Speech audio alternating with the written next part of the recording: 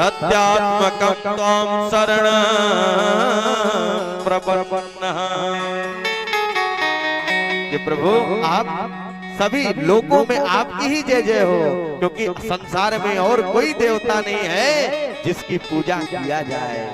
ऐसे प्रभु के पाद पद्मों में हम सब मिलके बारंबार प्रणाम करते हैं। बोलो श्री राधे। दूसरे श्लोक में बड़ा दिव्य बताया कि भागवत है क्या? कहते हैं ऋषियों ध्यान से सुनो। निगम कल्प तरोर गलितम फलम सुखमुखाद मृतद्रव संयुतम।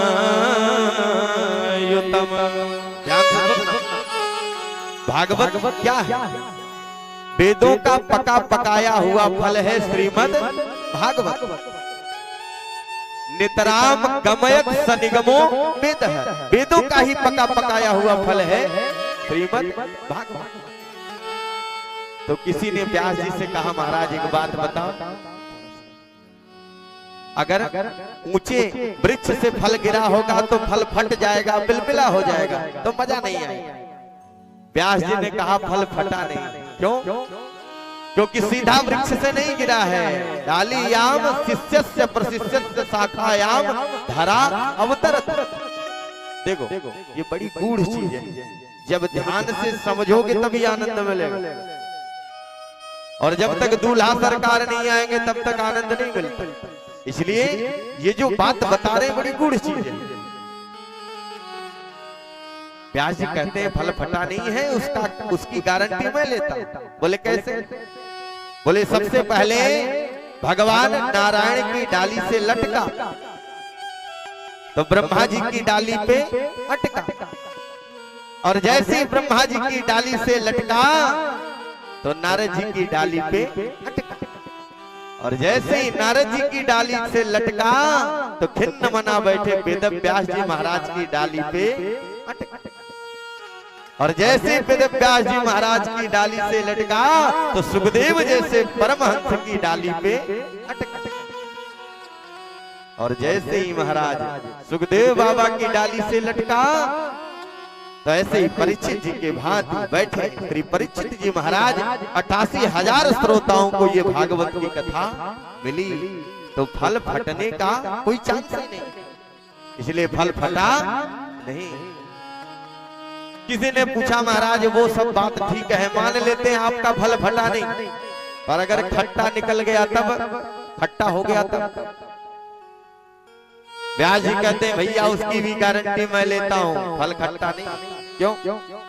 बोले तोता जिस भी फल में चोंच मार दे तो समझ लेना कि ये फल पका हुआ है, क्योंकि तोता खट्टे फल में चोंच नहीं मारता। तो किसी ने पूछा महाराज इस भागवत रूपी फल में किसने चोंच मारा? बोले सुख मुखाद मृतद्रव संयुतम। सुखदेव जैसे परमहंस का मुख लगा है, तो क्या ये फल खट्टा हो सकता है क्या? कोई चांस नहीं। किसी ने कहा महाराज वो बात सब ठीक है, आपका फल भी फटा नहीं, खट्टा भी नहीं है, पर कितना पिया जाए? बोले मुंह रहो, बारंबार पियो, कान के दोना संभालो, वक्ता परोस रहा है, चकाचक पीते चले जाओ। वैसे फल में छिलका गुठली का डर रहता है, कहीं छिलका ना आ जाए, गुठली ना आ जाए, पर साक्षात भगवान कृष्ण के चरित्रों का रस है, इसमें छिलका गुठली का कोई संशय नहीं है। इसलिए कान के दोना संभालो, वक्ता चकाचक परोस रहा है, और पीते चले जाओ। बोलो राधे। बड़ा दिव्य मंगलाचरण किया और कह दिया भैया अगर किसी के मन में यह भाव आ जाए कि रामचरितमानस और भागवत में कुछ नहीं रखा, हमने पूरी कथा पढ़ ली है, पूरा रामचरितमानस मुझे याद है, तो ये मैं नहीं बाबा गोस्वामी तुलसीदास जी कहते हैं कि रामचरित जे सुनत अघाही, रामचरित जे सुनत अघाही, रस विशेष जाना तिन नाहि। रामचरित जे सुनत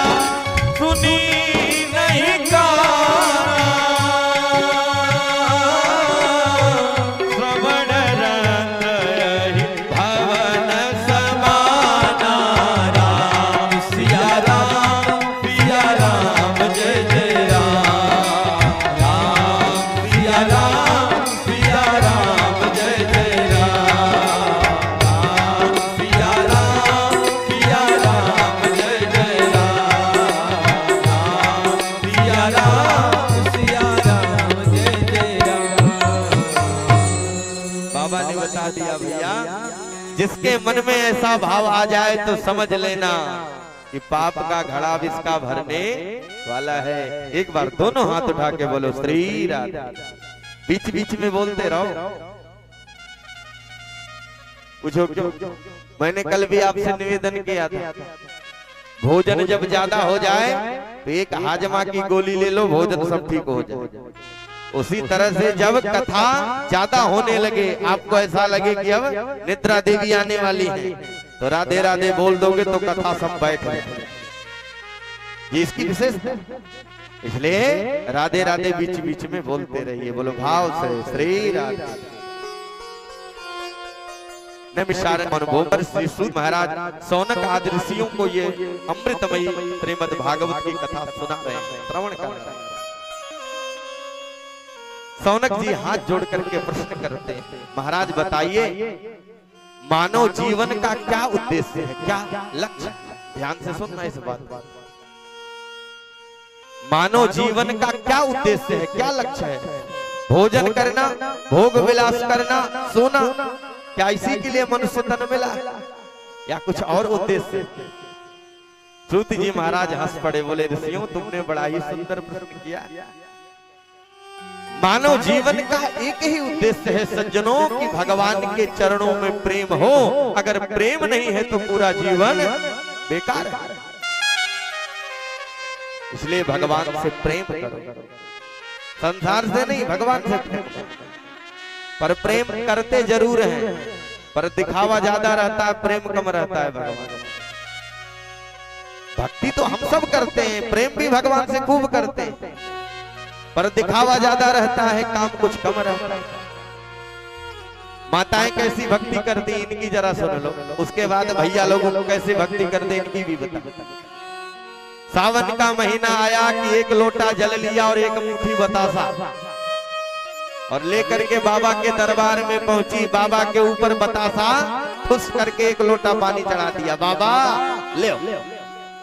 बाबा ने कहा गजब का चेला है, पहुंचते ही ठुस दिया मेरा। तो ऐसी भक्ति करने से भगवान मिलेंगे। दूसरी भक्ति कैसी करती? ये भोले बाबा इस बार मेरी बहू को पोता होगा तो रबड़ी का भोग लगाऊं। भगवान कहते गजब के चेला, गजब का लालच दे रहे हैं। तो ऐसी भक्ति कभी नहीं करना। क्या भगवान आपके मन की बात नहीं जानते? भगवान तो सब जानते हैं। भगवान का नाम सारे संसार में जिनकी पूजा होती है, तो क्या वो आपके हृदय की बात नहीं जानता? तो फिर भगवान से बताने की क्या आवश्यकता? और भैया लोग कैसी भक्ति करते हैं, इनकी भी प्रातः काल हुआ एक अगरबत्ती नहीं लेते, 5-7 अगरबत्ती लेते हैं और इतने वेग से हनुमान चालीसा पढ़ेंगे कि बाबा कोई उखाड़। जय हनुमान ज्ञान गुण सागर जय कबीर लोक उजागर रामदूत तुल्य बलरामांजन भूत पवन सुतनामा महावीर विक्रम बजरंगी। तो हनुमान जी कहते हैं भैया मेरी स्तुति कर रहा है या हमको उखाड़ रहा है? ऐसी भक्ति थोड़ी की जाए। एक घड़ी आधी में भी थोड़ा ही करो, पर भाव से करो। कैसे? कि जय हनुमान ज्ञान गुण सागर जय कपीस देहु लोक उजागर रामदूत अतुलित बल धामा अंजनी पुत्र पवन सुत नामा महावीर विक्रम बजरंगी कुमति निवार सुमति के संगी कंचन वरण विराज सुबेसा कानन कुंडल कुंठ के हाथ बजय और ध्वजा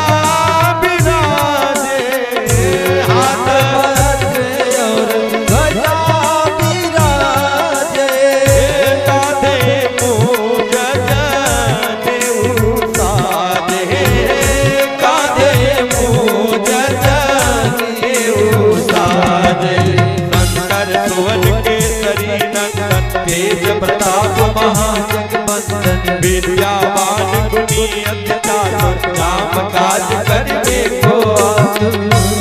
अब पूरी हनुमान चालीसा थोड़ी कहा। कहने का तात्पर्य क्या है? एक घड़ी करो पर भगवान से प्रेम से कहो प्रभु मैं आपका। और जिस दिन आप ऐसा कह दोगे तो आपको बुलाने में विलंब होगा, पर मेरे प्रभु को आने में विलंब नहीं होगा। और दूसरी कैसी भक्ति करते हैं? अभी तो ये पहली भक्ति थी भैया लोग, दूसरी कैसी करते हैं? मंगलवार का दिन आया, आज बोल बाबा बजरंगबली का दर्शन करेंगे प्रातः का, और पहुंच गए मंदिर।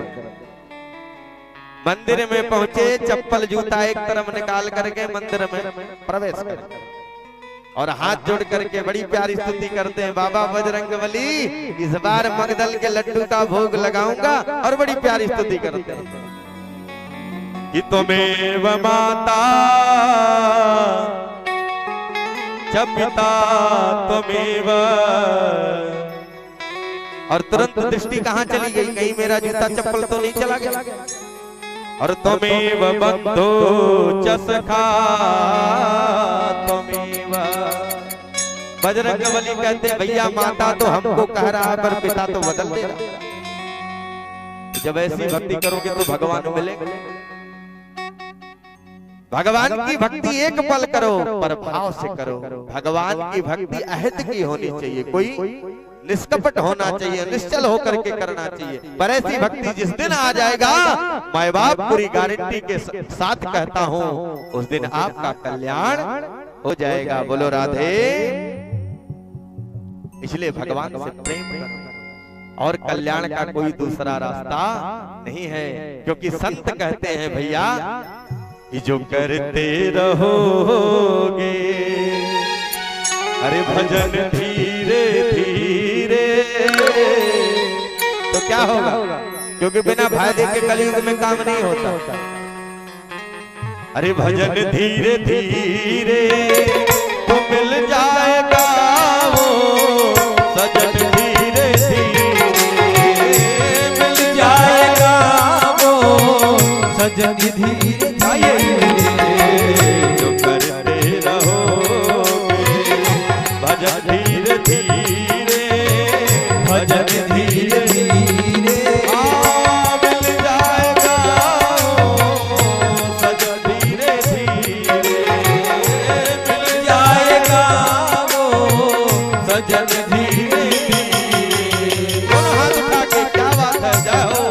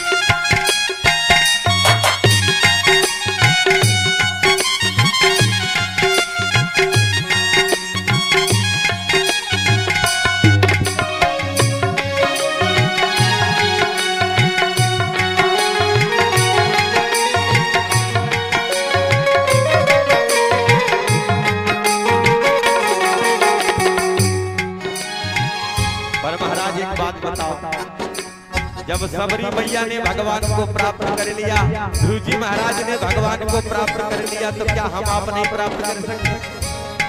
पर काम करना है क्या?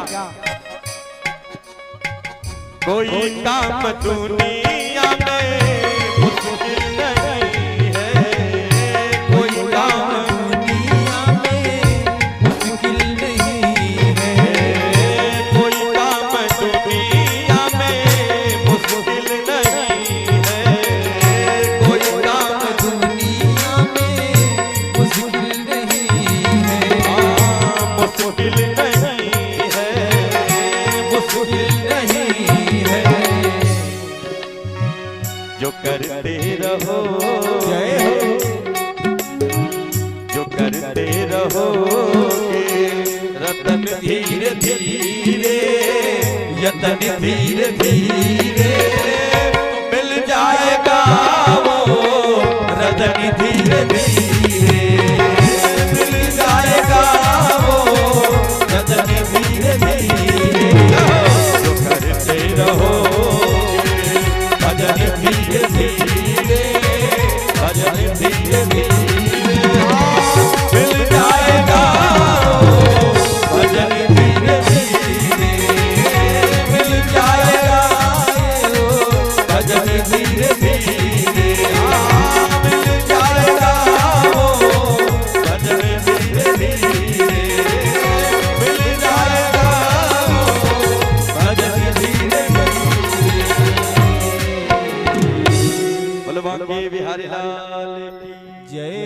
करना कुछ नहीं है, बस भाव से भजन करोगे तो भगवान आपको मिलेगा।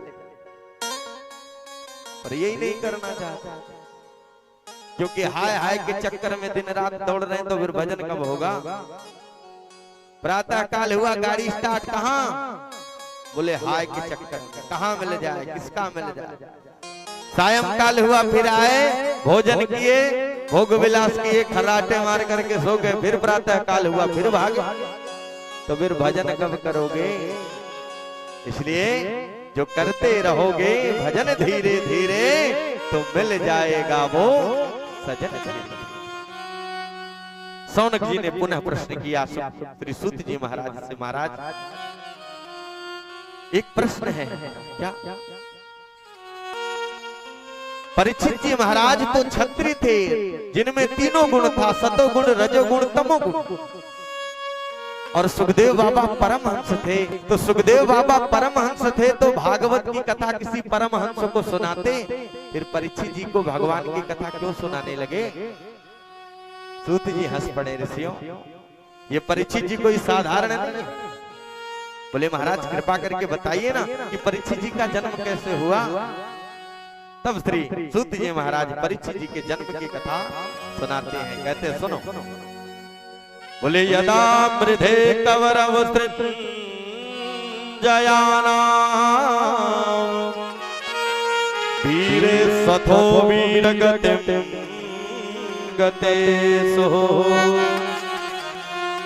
ध्यान से सुनो। जिस समय कौरवों का और पांडवों का विशाल युद्ध समापन हुआ, तो भीमसेन की गदा ने दुर्योधन का जंघा तोड़ दिया। जंगल में पड़ा पड़ा दुर्योधन चिल्ला रहा था, भैया कोई तो मुझे बचाओ, कोई तो मेरी रक्षा करो। पर भगवान ने कहा, बेटा जो जस करहि सो तस फल। जब आपने कर्म खराब किया है तो फल कहां से अच्छा मिलेगा। दुर्योधन चिल्ला रहा है, कोई तो बचाओ, कोई तो मेरी रक्षा करो। पर भगवान पांडवों को लेकर के निकल गए। और जैसे ही भगवान गए, और यह दृश्य गुरु द्रोणाचार्य का पुत्र अश्वत्थामा देख रहा था। दौड़ करके आया, कहता है मित्र, मैंने वो तुम्हारा वैभव देखा, तुम्हारा साम्राज्य देखा, और ऐसे वैभवशाली व्यक्ति की ये दशा। मित्र बताइए मैं आपके लिए क्या कर सकता हूं। मैंने आपका नमक ग्रहण किया है, अन्न खाया है, बताओ क्या करूं। दुर्योधन कहता है, मित्र मुझे दुख इस बात का नहीं है कि हम 100 भाई थे, 100 के 100 मारे गए। दुख इस बात का है कि पांडव 5 थे, इनमें से एक की भी मृत्यु हो गई होती तो इस आत्मा को संतुष्टि मिल जाती। अश्वत्थामा ने कहा, मित्र बस इतनी सी बात है, मैं आपका मित्र हूँ, आपको वचन देता हूँ कि जब तक पांडवों के सिर को काट करके आपके चरणों में अर्पण ना कर दूं, तब तक मैं आपका मित्र नहीं कहलाऊं। पर एक बात कहूं, जिसकी रक्षा जगत पिता परमात्मा कर रहे हो, उसका कोई बाल बांका कर सकता है क्या। भगवान ने पांडवों से कहा, भैया आज विजयश्री की प्रथम रात्रि है, चलो कहीं पर आनंद लिया जाए। और भगवान पांडवों को लेकर के निकल गए। और जैसे ही निकले तो अपने पिता की सैया पर द्रौपदी के 5 पुत्र सो गए। और रात्रि में अश्वत्थामा ने आक्रमण किया और 5 पुत्रों का सिर काट करके लेकर के चला गया।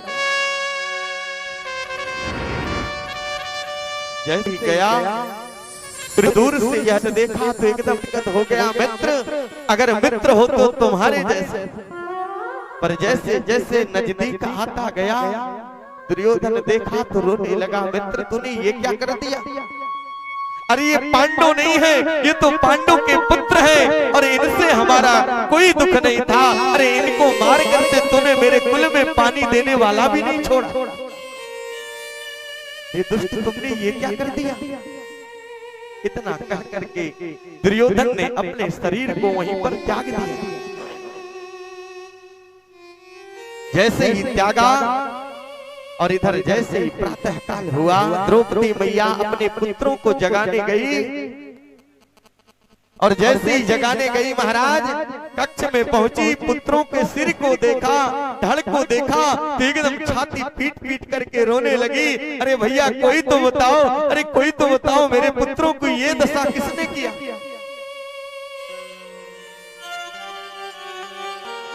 कोई तो बताओ।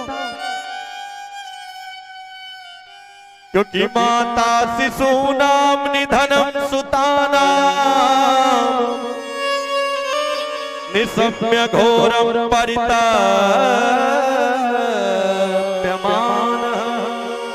छाती पीट पीट करके रो रही, अरे कोई तो बताओ मेरे पुत्रों की ये दशा किसने किया? पर जैसे ही सज्जनों पांडवों के कानों में आवाज गई, पांडव लोग दौड़ करके आए और अर्जुन ने तुरंत संकल्प ले लिया, देवी चिंता मत करो, जिस भी दुष्ट ने ऐसा कार्य किया है उसे तुम्हारे सामने ला करके मैं मृत्यु दंड दूंगा। और तुरंत भगवान को आदेश दिए, अर्जुन रथ पर आरूढ़ हुए और अश्वत्थामा का पीछा किए, आगे आगे अश्वत्थामा पीछे पीछे अर्जुन। अश्वत्थामा समझ गया कि अब मैं बचने वाला नहीं, क्या करूं? तो अर्जुन के ऊपर ब्रह्मास्त्र छोड़ दिया। अर्जुन घबराए, भगवान की तरफ देख जा। भगवान कहा, अर्जुन तुम क्यों डरते हो? अरे तुम्हें तो ब्रह्मास्त्र चलाना भी आता है, शांत भी करना आता है, चलाओ ना। और तुरंत अर्जुन ने उस ब्रह्मास्त्र को शांत किया और दौड़ करके गए, अश्वत्थामा को रस्सियों में बांध करके लाए और रथ पर पटक दिया। भगवान ने कहा, अर्जुन इसको ले जाने आए हो या मारने? मैं तो कहूंगा इसे यही मार दो, क्योंकि भगवान तो जानते थे ये मरने वाला नहीं। अर्जुन ने कहा, प्रभु एक बात कहूं, मैं एक क्षत्रिय हूं और मैं अपनी पत्नी द्रौपदी को वचन दे करके आया हूं कि द्रौपदी तुम्हारे सामने ही इसे मृत्यु दंड दिया जाए। भगवान बोले तो फिर ले चलो। और जैसे ही अश्वत्थामा को रस्सियों में बांध करके लाए और बुलाने लगे, द्रौपदी, युधिष्ठिर भैया आओ, भीम भैया आओ, नकुल सहदेव आओ। और जैसे ही सब आए, द्रौपदी मैया देखी, आंखों से झरझर आंसुओं के पनारे निकल पड़े। ये महाराज छोड़ दीजिए, छोड़ दीजिए। अर्जुन ने कहा, देवी क्यों? अभी अभी तो आप कह रही थी कि उसे मृत्यु दंड दिया जाए और आपके सामने में लाया तो आप कह रही हो छोड़ दो। द्रौपदी मैया कहती है, स्वामी मुझे इस बात का दुख नहीं है, इसने मेरे 5 पुत्रों को मारा। अरे पुत्र नहीं है तो क्या हुआ, पति का अवलंब तो प्राप्त है, पर अगर आपने इसे मार दिया तो आपके गुरु माँ की क्या दशा हो? मैं तो कहता हूं इसे छोड़ दो। भीम ने कहा, तुम सब भले ही छोड़ दो, पर मैं छोड़ने वाला नहीं हूं। तो द्रौपदी और युधिष्ठिर जी महाराज एक तरफ हो गए, बाकी पांडव एक तरफ हो गए और माजरा फंस गया, मार दिया जाए या छोड़ दिया जाए। बोल तेरे साथ क्या क्या किया जाए?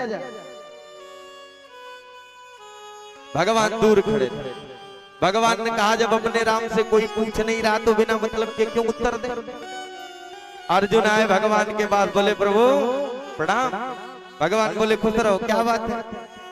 बोले प्रभु मैटर फंस गया है, मार दिया जाए या छोड़ दिया जाए, क्या किया जाए इसके साथ? भगवान ने कहा, हमसे पूछ रहे? अर्जुन ने कहा, नहीं, इस दीवार से पूछ रहे। अरे प्रभु सामने आप हो तो आप ही से तो पूछूंगा। भगवान ने कहा, अगर हमसे पूछते हो तो मैं धर्म का ज्ञाता हूं, जो शास्त्र कहेगा वही बात बताऊंगा। अर्जुन ने कहा, प्रभु आपका शास्त्र क्या कहता है?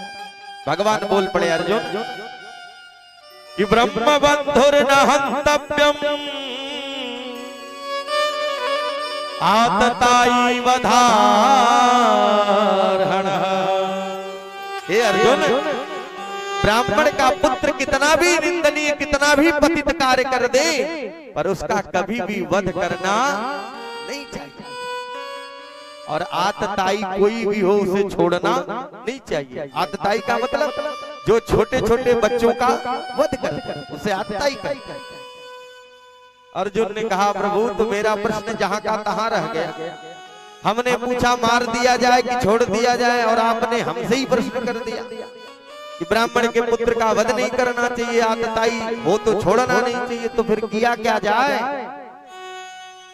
भगवान ने विचार किया और सज्जनों एक बात कहूं, गुरु वही श्रेष्ठ है जो समय समय पर अपने शिष्य की परीक्षा लेता है। भगवान ने विचार किया कि मैंने इसे गीता का उपदेश दिया है तो जरा देखें तो सही कि थोड़ा बहुत ज्ञान मिला है कि बिना मतलब के सिर घुमा रहा था। अर्जुन समझ गए भगवान कहना क्या चाहते हैं। तुरंत महाराज अश्वत्थामा के सिर से चमकती हुई मणि निकाला और धक्का मार करके शिविर से निकाल दिया। जैसे अश्वत्थामा बाहर निकला तो प्रसन्न हो नहीं, पांडवों के कुल में कोई पानी देने वाला भी नहीं छोड़ा। पर जैसे ही बाहर निकला तो ध्यान लगा करके देखने लगा कि देखे तो अभी कोई बच तो नहीं रहा। और जैसे ही ध्यान लगा करके देखा कि ध्यान में आ गया कौन, अभिमन्यु की पत्नी उत्तरा के गर्भ में अभी एक बालक पल रहा।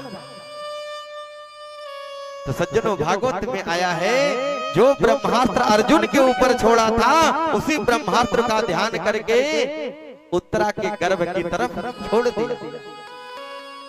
और जैसे उत्तरा के गर्भ की तरफ बढ़ा उत्तरा घबरा गई, विचार करने लगी क्या करूं, और दौड़ करके आई भगवान के चरणों में गिर पड़ी।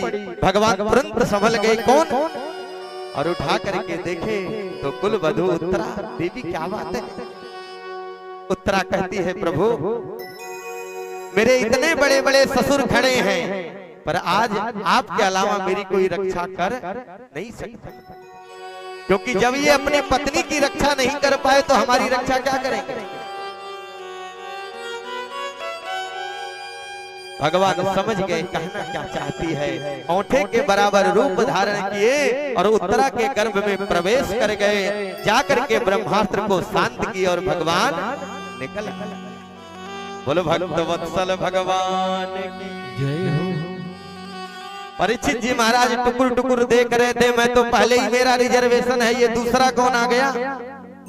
जैसे ही भगवान ब्रह्मास्त्र को शांत करके बाहर निकले, कुंती मैया देखी तो घबरा गई, हाथ जोड़ करके बड़ी प्यारी स्तुति करती है प्रभु अभी तक मैं आपको अपना भतीजा समझ रही थी पर आप मेरे भतीजा नहीं। भगवान ने कुंती मैया का हाथ पकड़ लिया, बुआ जी कहाँ है गयो, मेरी बड़ी सेवा है रही है। कुंती मैया ने कहा प्रभु सोई जान ही जही दे जनाई और जानत तुम्हें हो जाए। प्रभु आप जिसको जनाना चाहे तो आंखों का पर्दा उठा दिया और नहीं जनाना चाहा तो एक हाथ का घूंघट और लटका दिया। तो बड़ी प्यारी स्तुति कुंती मैया करती है प्रभु। भगवान ने कहा बुआ क्या चाहिए बताओ। कुंती मैया कहती है प्रभु देना है तो मेरे जीवन में दुख दे दीजिए। सज्जनों एक बात कहूं, कभी समय मिले तो कुंती माँ का चरित्र उठा करके देखना। जीवन पर्यंत उन्हें सुख नहीं मिला, बाल्यावस्था में पिता के यहाँ भी सुख नहीं मिला, जवानी में विवाह हुआ तो पांडु महाराज रोगी थे और बुढ़ापे में दर दर भटकना पड़ रहा है, सुख नहीं मिला। भगवान के आंखों से झरझर आंसू के पनारे निकल पड़े। धन्य है बुआ, सारा संसार हमसे सुख मांगता है पर ये दुख मांग रही है। कुंती मैया कहती है प्रभु दुख आता है तभी तो आपकी याद आती है, सुख में कोई याद करता है। तो भगवान ने कहा बुआ क्या चाहिए बताओ। कुंती मैया हाथ जोड़ करके कहती है प्रभु आइए हम आप भी कुंती मैया के बीच में सम्मिलित होकर के भगवान से कहें प्रभु बना रहे यही। कुंती मैया कहती है प्रभु बिहारी रे दूर करो दुख मेरा, बाके बिहारी करो दुख मेरा, बाके बिहारी रे दूर करो दुख मेरा, बाके बिहारी हो मेरे प्यार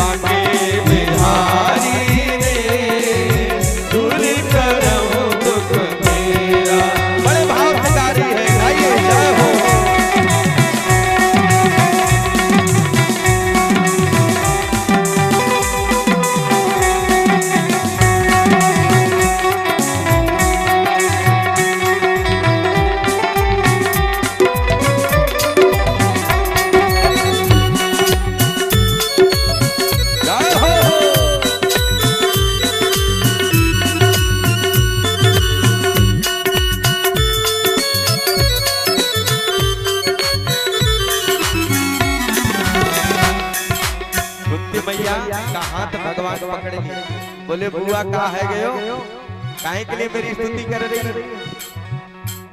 पर कुंती मैया कहती है प्रभु हमने सुना क्या सुना है जो तेरे दर पे आवे, सुना है जो तेरे दर पे आवे, उसके सब दुखड़े मिट जावे, उसके सब दुखड़े मिट जावे। पार करो बनवारी रे, पार करो बनवारी रे, दूर करो दुख मेरा के बिहारी रे, दूर करो दुख मेरा के बिहारी रे, दूर करो दुख मेरा। बोल बाके बिहारी लाल की जय हो।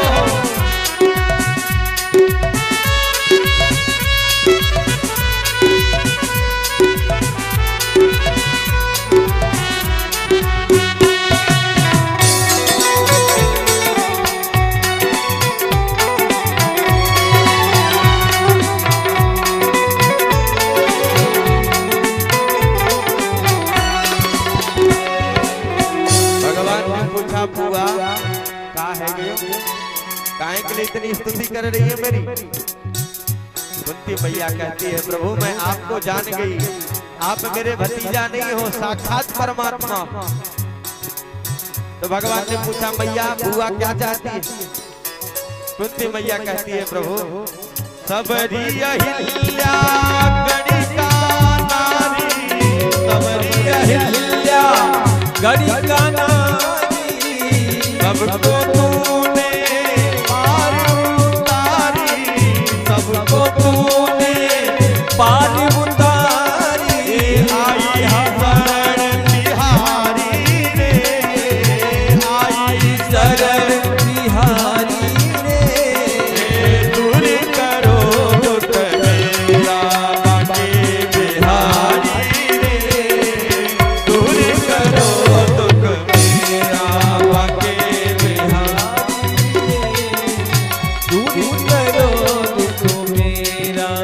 भगवान ने पूछा क्या समस्या? कह रहे हो दुख दूर करो, व्हाट इज योर प्रॉब्लम? क्या समस्या, क्या दुख है तुम्हारा? कुंती मैया कहती है प्रभु एक ही समस्या है कि हम आपका नाम लेना भूल गए, यही एक दुख है क्या? इतना तो करना स्वामी जब प्राण तन से निकले, इतना तो करना स्वामी जब प्राण तन से निकले। यमुना जी का तट हो, गंगा जी का ये तट हो, यमुना जी का तट हो, रावणा निकट हो।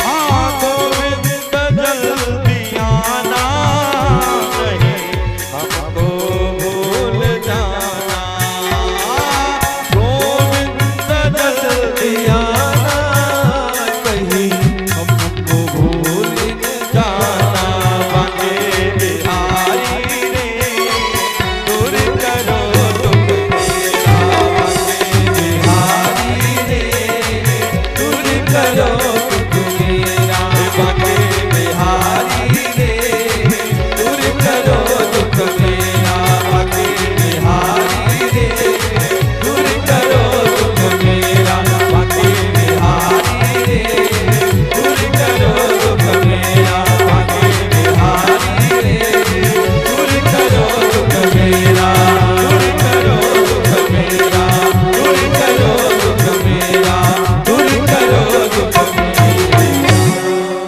बोल वृंदावन बिहारी लाल की जय हो। कुंती मैया को भगवान आशीर्वाद दिए और अर्जुन का हाथ पकड़े और लेकर के द्वारिका निकल। इधर जैसे ही भगवान अर्जुन को लेकर के द्वारिका गए तो धीरे धीरे सौनक जी ने कहा महाराज बताइए परीक्षित जी का क्या हुआ। बोलो राधे, अरे जरा जोर से बोलो ना, राधे क्या हुआ।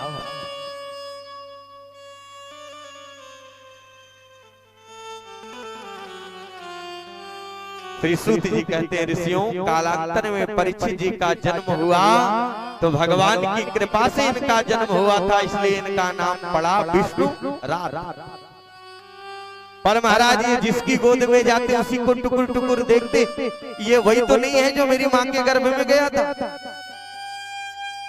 इसलिए परितः इच्छति इति परीक्षित, विद्वानों ने इनका नाम रख दिया परीक्षित।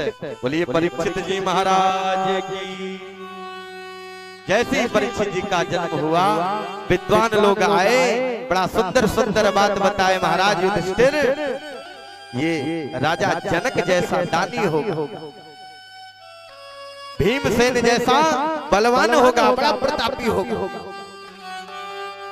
तो आज भी देखिए घर में कोई ज्योतिषी आता है तो माताएं कुंडली दिखाती, पर जो अच्छी अच्छी बात होती है पहले बता देता है, और जो खराब बात होती है जरा सा बीच में संपुट लगा देता है।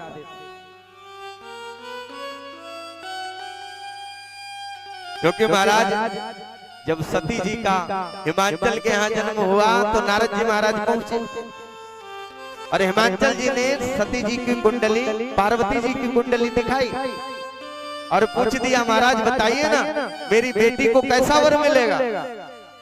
नारद जी कुंडली देखे तो समझ गए ओहो बाबा भोलेनाथ की व्यवस्था बन रही, पर जो अच्छे अच्छे गुण थे वो पहले बता दिए। महाराज इस बिटिया को जो पति मिलेगा संसार में उसके जैसा कोई नहीं हो, पर जरा सा संपुट लगा दिया क्या अमंगल जैसा रहेगा। बसमी रमाए नाग लपेटे गोजर बिच्छू अगल बगल डोलते। तो ये विद्वानों के गुण है, पहले अच्छी अच्छी बात बताएंगे, पर जो बुरी बात रहेगी खराब बात रहेगी वो बीच में संपुट लगा देगा। ऐसे ही परीक्षित जी की कुंडली जब विद्वानों ने देखा तो कह दिया युधिष्ठिर जी महाराज ये आपका पुत्र तो चारों तरफ विख्यात होगा, पर तक्षक सर्प के डसने से इसकी मृत्यु निश्चित है। और इतना कह करके विद्वान लोग चले गए। कालांतर में महाराज धीरे धीरे समय बीता तो एक दिन युधिष्ठिर जी महाराज मंदिर से लौट करके आए तो भीमसेन से बात करने लगे, भैया भीम हर बार अर्जुन जब द्वारिका जाता था तो 2-4 दिन में कोई चिट्ठी पित्री लिख करके भेज देता था, पर इस बार तो 7 महीने हो गए और एक भी कोई पत्र नहीं आया, क्या हो गया। भैया भीम आज मैंने देखा कि मंदिर की मूर्तियों की आंखों से जल की वृष्टि हो रही है, आंसू गिर रहा है। इसका मतलब कलयुग आ गया। और इतना ही नहीं, जैसे ही मैं मंदिर से चला तो मैंने देखा गाय बछड़ी का दूध पी रही थी, उल्टा काम हो रहा। इसका मतलब कलयुग में लोग बिटिया के धन को खाएंगे। इसका मतलब कलयुग आ गया। अब हमें चलना चाहिए। तुरंत महाराज पांडवों ने परीक्षित जी का राज्याभिषेक किया और महाराज सब लोग ध्वजारोहण करने निकल। जैसे ही पांडव लोग गए तो परीक्षित जी के मन में विचार आया कि जरा चल करके देखो मेरा राज्य मेरा साम्राज्य कहां तक है। जैसे ही परीक्षित जी महाराज ने विचार किया निकल पड़े, और जैसे ही अपने राज्य में निकले हर जगह अपने पूर्वजों की प्रशंसा सुने, पर एक जगह बड़ा विचित्र दृश्य। एक कोई शूद्र गाय और बछड़े को पैरों से मारते हुए ले जा रहा। परीक्षित जी देखे तो रोने लगे, सैनिक को रोक दिए, रुको रुको रुको, अरे जिन गायों की रक्षा करने के लिए मेरे प्रभु इस संसार में गोपाल रूप धारण करके विचरण किए, आज उन्हीं प्रभु के धरा धाम से जाने के बाद मेरी गौ माता पर ये अत्याचार।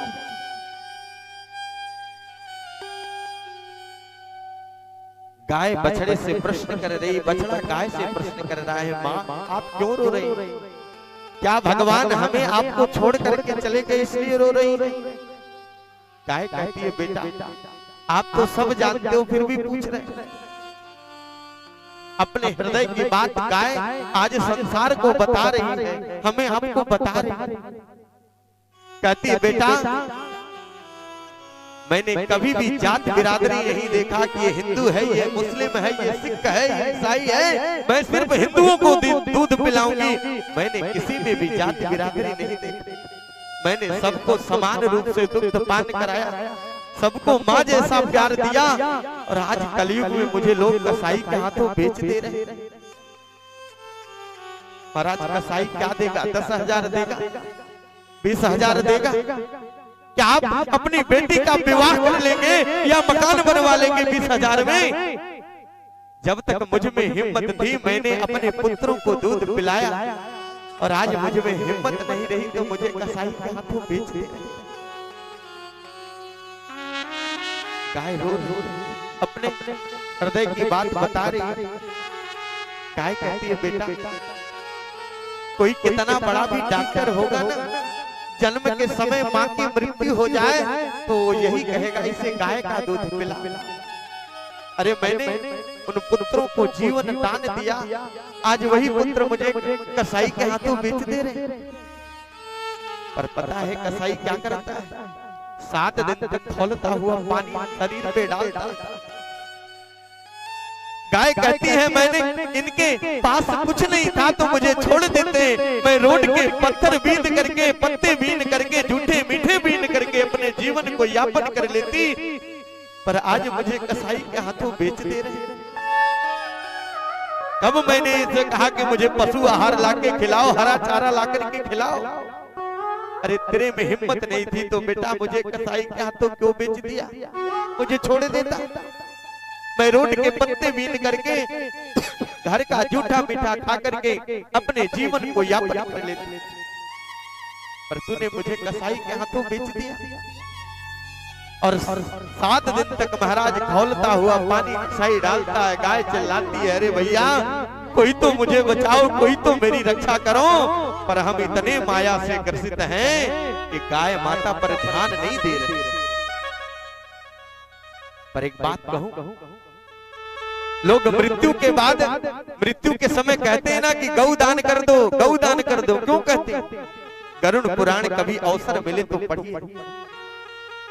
मरने के बाद महाराज एक नदी आती है, और वो नदी वही पार कर सकता है जो गौ की सेवा किया रहे, जिसमें रक्त ही रक्त बहता। और अगर आपने गौ की सेवा किया होगा तो गाय आएगी, बेटा तूने जीवन भर मेरी सेवा किया, मेरी पूंछ को पकड़ मैं तुझे सहज ही पार करा दूं। सज्जनों एक बात कहूं, लोग घर में कुत्ता पालन करना चाहते हैं, बिल्ली को पालन करना चाहते हैं, पर गाय की सेवा कोई करना नहीं चाहता। और इन्हीं गायों के लिए भगवान गोपाल रूप धारण करके धराधाम पे आए, क्योंकि विप्रधेनु सुरसन तहित लीन मनुजय अवतार,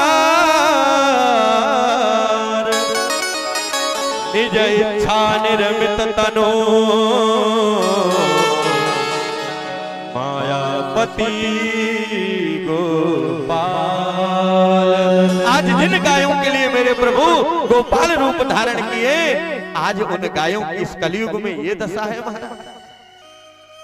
इसलिए आप गाय का पालन, गाय की सेवा जरूर करो जितना ही समय मिले, क्योंकि ब्रज के एक संत बड़ी सुंदर बात कहते हैं, कभी अवसर मिले अपने घर गाय ना हो तो दूसरे के घर जाकर के सेवा करो। अगर आपने आपको भगवान ने उस योग्य बनाया है तो उस गौ की सेवा निमित्त उसे कुछ दो भैया, सेवा करो। क्योंकि गौ की सेवा जिस घर में होगी, माई बाप पूरी गारंटी के साथ कहता हूं उस घर में कभी भी दुख आने वाला नहीं, क्योंकि गाय को मां की उपाधि दी गई है। तो ब्रज के एक संत बड़ी सुंदर बात कहते हैं, कि हमारा माई जैसन केहू के हरे माई नहीं बा, अरे हो की माई नहीं बा, ओ अभागा होई जेकरा के माई नहीं बा, ओ अभागा होई जेकरा के माई नहीं बा। हमरा माई जैसन केहू के माई नहीं बा, हो की माई नहीं बा, ओ अभागा होई जेकरा के माई नहीं बा, ओ अभागा होई जेकरा के माई नहीं बा। बोल गौ मैया की जय हो, भाव से विचार करते हुए ताली बजाइए। हरि बोल।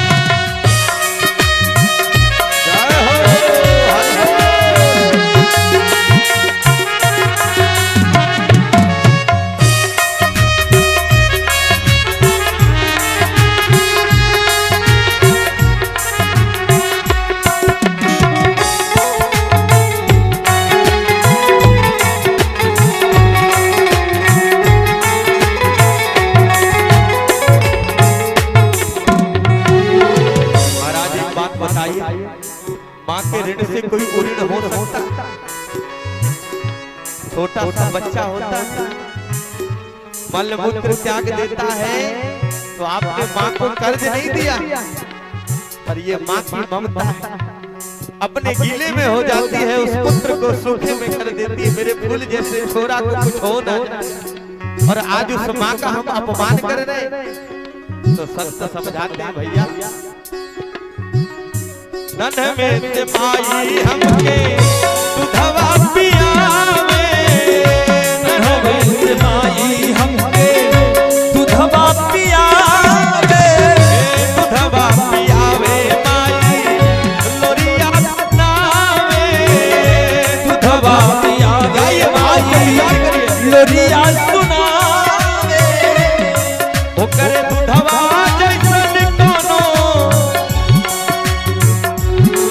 ओकरे दुधवा जैसन कोनो, अरे मिठाई नहीं बा, ओ मिठाई नहीं बा, ओ अभागा होई जेकरा के माई नहीं बा, ओ अभागा होई जेकरा के माई नहीं बा।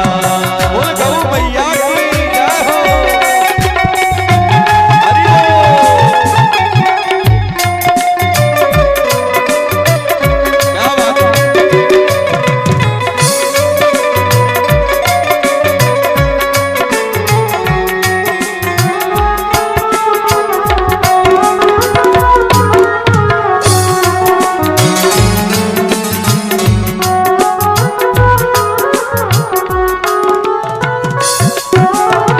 विचार भर करिए। हम उस माँ को गाली तक देते हैं, महाराज गालियां तक देते हैं, जिस माँ ने अपना सब कुछ त्याग करके इतना सुंदर शरीर दिया, उस माँ को हम गाली देते हैं। कभी सुनने को मिलता है महाराज, तो बड़ा दुख है। माता पिता की सेवा करनी चाहिए, ये सब जानते हैं, पर समय आता है तो भूल जाते हैं। फूल जैसा छोरा, जरा सी सर्दी आई, खांसी आई, मैया घबरा जाती है, मेरे फूल जैसे छोरा को कहा है गया। और संत बताते हैं भैया, नन में से माई हमके गजरा लगावे, नन में से माई हमके गजरा लगावे, गजरा लगावे माई नजर से बचावे, गजरा लगावे माई नजर से बचावे,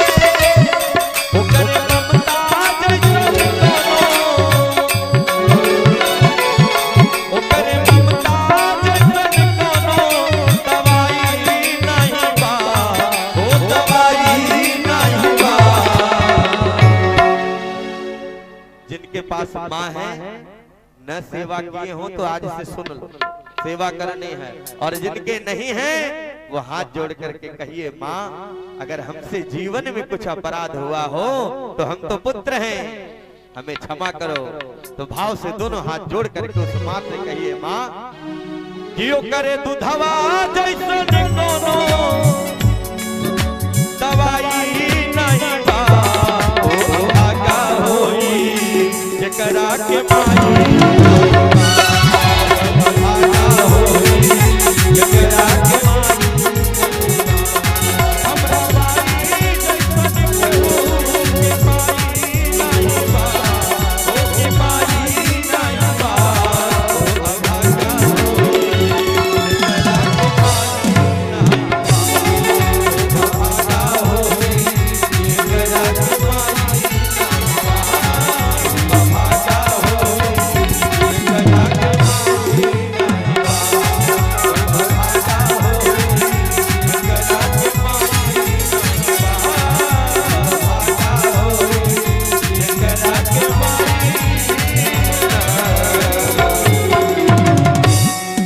गौ मैया की। इसलिए अगर सेवा न किए रहेंगे तो आज से संकल्प लीजिए कि गौ माँ की सेवा करेंगे। परीक्षित जी महाराज ने जैसे ही सुना तो दौड़ और कहते हैं माँ मैं आपको जान गए, या साक्षात धरणी मैया है। बैल मैं आपको भी पहचान गया, आप साक्षात धर्म। जिस धर्म की रक्षा करने के लिए भगवान इस धराधाम पे आए, आज उस धर्म की क्या गति हो रही है आप देख। बछड़ा धर्म का स्वरूप है और आज कोई अपने घर में रखना चाहता है। आजकल लोग कहते हैं वो घूम रहा है बेचारा, मारा फिर तो उसकी रक्षा हमें करनी चाहिए। मैं कह रहा था तो कथा संपन्न हुई तो एक सन आए महाराज बात भाई आप भाजपा के प्रचारक हैं क्या? हमने क्यों हमने और अरे संत का काम है कि सबको बताना कि गौ माँ की सेवा करना, तो इसमें कौन सी राजनीति? अरे गाय की सेवा करना हमारा कर्तव्य है। मनुष्य तन मिला है, अगर हमने जीवों का कल्याण नहीं किया, जीवों का सम्मान नहीं किया तो जीवन बेकार है। परीक्षित जी समझ और बोले जो शूद्र पैरों से मारा। परीक्षित जी ने भैया तेरा परिचय कलयुग है। परीक्षित जी ने कहा तेरी हिम्मत कर, तो हाथ जोड़ करके बोला महाराज चक्रवर्ती राजा आप हो, पूरे भारत भूमंडल पर जी को पर परीक्षित भैया तेरे दोष क्या है बता। कलयुग हाथ जोड़ करके बोला महाराज दोषों की तो खान, पर एक सुंदर सा गुण है क्या? बोले जो अन्य युगों में तपस्या से फल मिलता था, योग साधना से फल मिलता था, वो इस कलयुग में कहीं भी रहो, किसी अवस्था में रहो, बस गाते रहो हरे राम राम राम हरे हरे, हरे कृष्ण कृष्ण कृष्ण हरे हरे।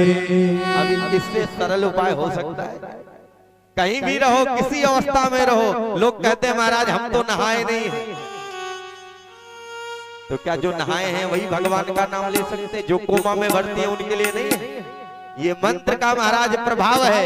वेद भगवान पहले ही श्लोक में कह देते हैं कि अपवित्रः पवित्रो वा सर्वावस्थांगतोऽपि वा यह अस्मरेत पुंडरीकाक्ष सभायाभ्यंतरः शुचि। भगवान का नाम लेते ही जीव पवित्र हो जाता है, नहाने की आवश्यकता नहीं। जो कोमा में है, जो यहाँ है, कहीं भी जगह मिले, समय मिले, तो भाव से भगवान का भजन कीर्तन करना चाहिए। परीक्षित जी एकदम गदगद हो गए, भैया तेरा गुण तो बड़ा ही अच्छा है, तो चल तुझे 4 स्थान देता हूँ। कलयुग हाथ जोड़ करके बोला महाराज कहाँ दे रहे? तो 4 स्थान दिए हैं परीक्षित जी। कौन सा? बोले द्योतम पानम स्त्रियः सोना यत्रा धर्मश्चतुर्विधा। पहला स्थान कौन सा? द्यूतम। बोले जहां पर जुआ खेला जा रहा हो कलयुग, पहला स्थान वहां बना। कलयुग हाथ जोड़ करके खड़ा हो। महाराज दूसरा, बोले जहां पर लिखा हो आपका ध्यान किधर है, मधुशाला की दुकान किधर है, दूसरा स्थान वहां। पानम माने बदरा। स्त्रियां जहां पर लंपट लोग रहते हो, बच्चाएं रहती हो, तीसरा स्थान वहां बना ले। और चौथा स्थान, बोले जहां पर संत ब्राह्मण की निंदा हो रही हो, जीव की हत्या हो रही हो, चौथा स्थान वहां बना ले। कलयुग हाथ जोड़ करके खड़ा हो गया। महाराज आपने मेरे दोषों को ही देखा, मेरे गुण को नहीं देखा। अरे कोई बढ़िया सा मकान दीजिए जिसे ड्राइंग रूम बनाया जाए, कोई अतिथि आएगा तो कहाँ रहेगा। तो परीक्षित जी ने कहा भैया तू एक वरदान अपने मन से मांग ले। तो कलयुग हाथ जोड़ करके कहता है महाराज रजो वैरम च पंचमम, ये सोने में स्थान मुझे मिल जाता तो मेरा काम बन जाता। अब यहाँ एक प्रश्न उठता है, परीक्षित जी ने तथास्तु कह दिया। तो जब सोने में कलयुग का वास है तब तो सोना धारण नहीं करना। और इसी भागवत के 11 स्कंद में धातुओं के वर्णन में भगवान अपने प्रिय सखा उद्धव से कहते हैं, उद्धव धातु नाम अस्मि कांचनम, मुझे धातुओं में सोना बड़ा प्यारा लगता है। तो अब कलयुग का वास माना जाए कि कन्हैया किसका वास माना जाए?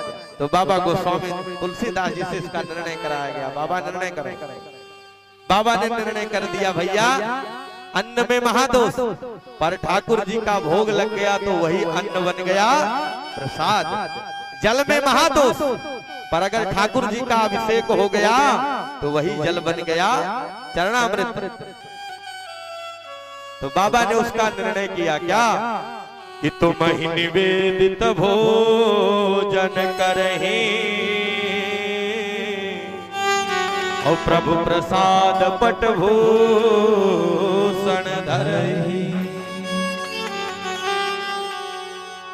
संसार में जो भी वस्तु लाओ, सोना लाओ तो सबसे पहले भगवान को पहनाओ, वस्त्र लाओ तो भगवान को पहनाओ, नहीं पहनाओगे तो क्या होगा? बोले महाराज 1 लाख का सोने का चैन बनवाया था, पर रिजर्वेशन था, मैं दिल्ली चला गया, आ रहा था, थोड़ी सी नींद आई, तो चोर ने हाथ डाला, गलाई काट के लेकर के 9-2-11। अब जब भगवान को नहीं पहनाओगे तो गलाई तो कटेगा, और भगवान को पहना करके पहनोगे माई बाप तो भगवान का भाग कोई ले सकता है क्या? कलयुग को वास दे करके परीक्षित जी महाराज चले गए। इधर जैसे ही गए तो पटना का राजा था जरासंध, जरासंध का वध करके भीमसेन उसका मुकुट लाए थे और अपने स्थान पर रखे थे, और वही मुकुट आज परीक्षित जी महाराज धारण करके शिकार खेलने निकल गए।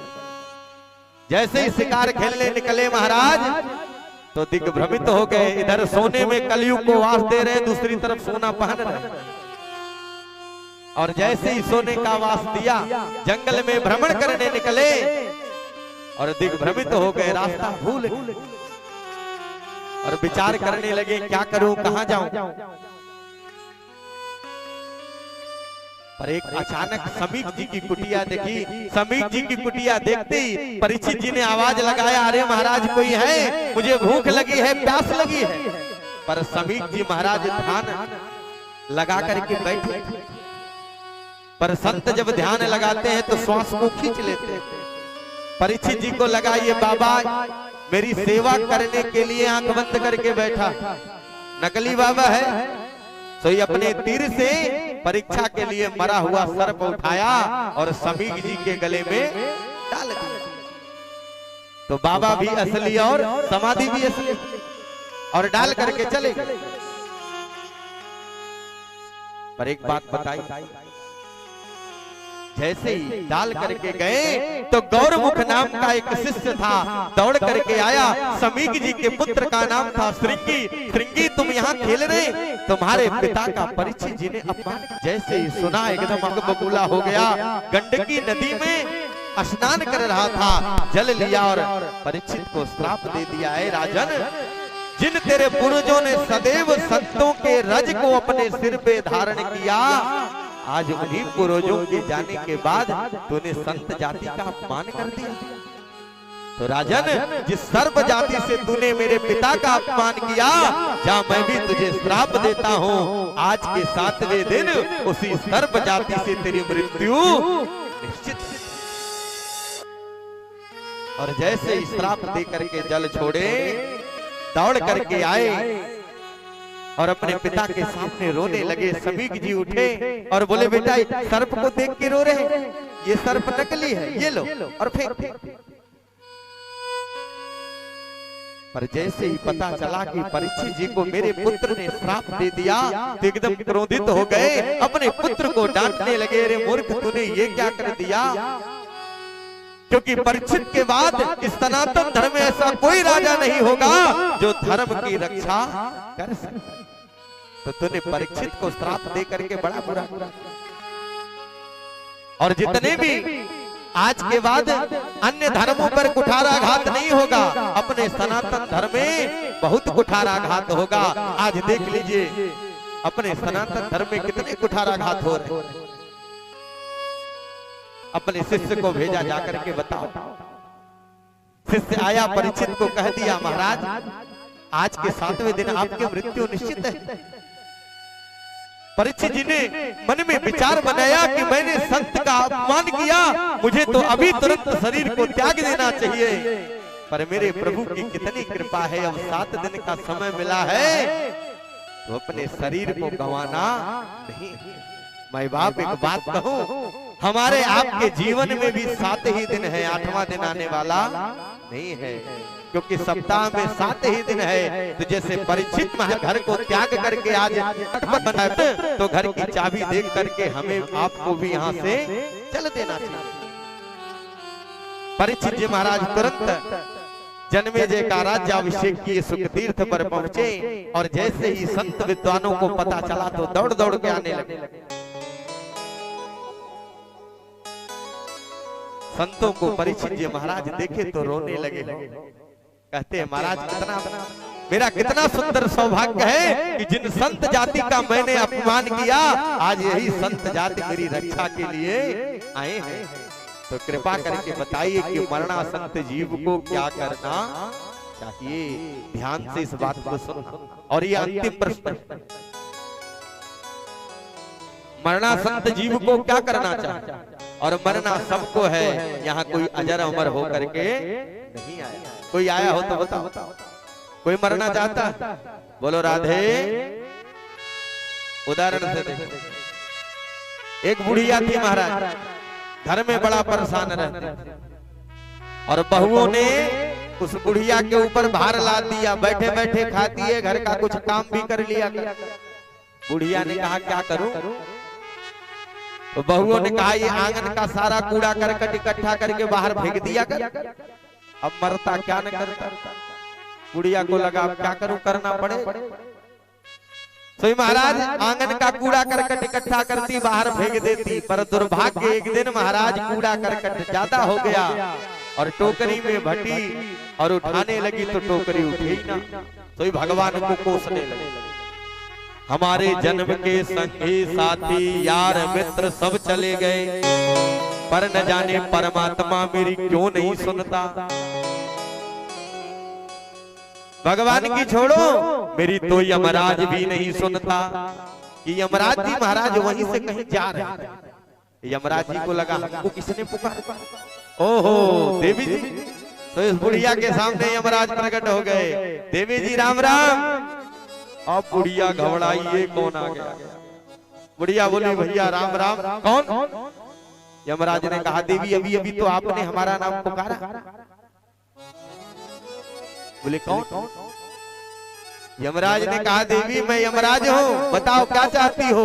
और जैसे यमराज का नाम बुढ़िया सुनी सोई कांपने लगी। महाराज अब ना बचवे, क्या करो।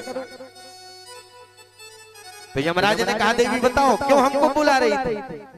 1 मिनट में बुढ़िया ने बात बदल दी। महाराज अब आप आ ही गए, या टोकरिया मेरे सिर पे उचाए दो, जहां जा रहे थे जाओ।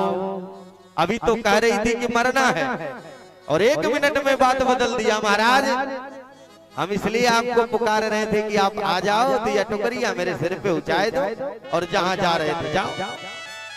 तो वस्तुतः कोई मरना नहीं चाहता। ऐसे कभी घर में हुई खटपट तो चल बाबा के मठ।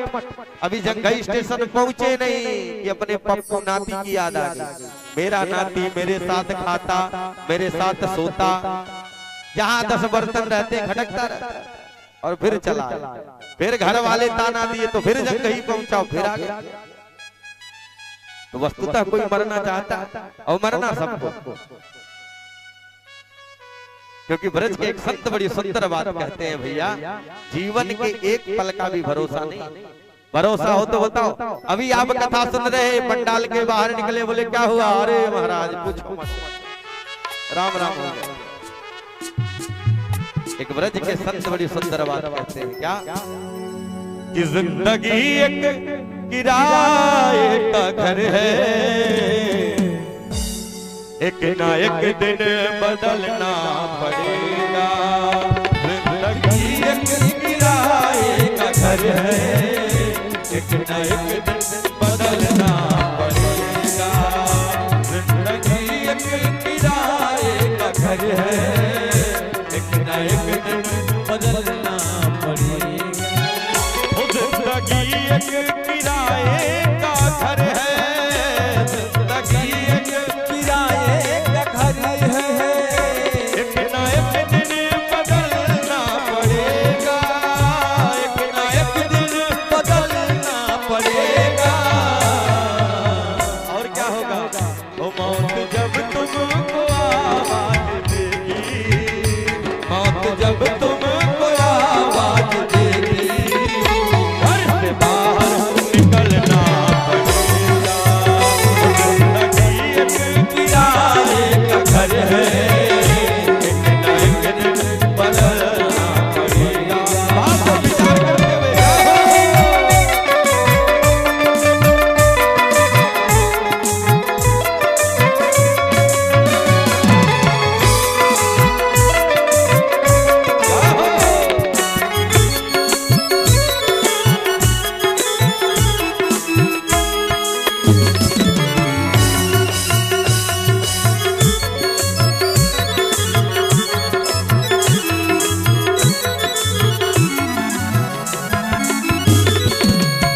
विचार करो। जीवन में एक पल का भरोसा नहीं है, फिर भी हम अभिमान में भरे हुए। तो संत कहते हैं, भैया हो रूठ जाएगी जब तुमसे खुशियां, रूठ जाएगी जब तुमसे दुनिया, गम के साथे में ढलना पड़ेगा, गम के साथे में ढलना पड़ेगा।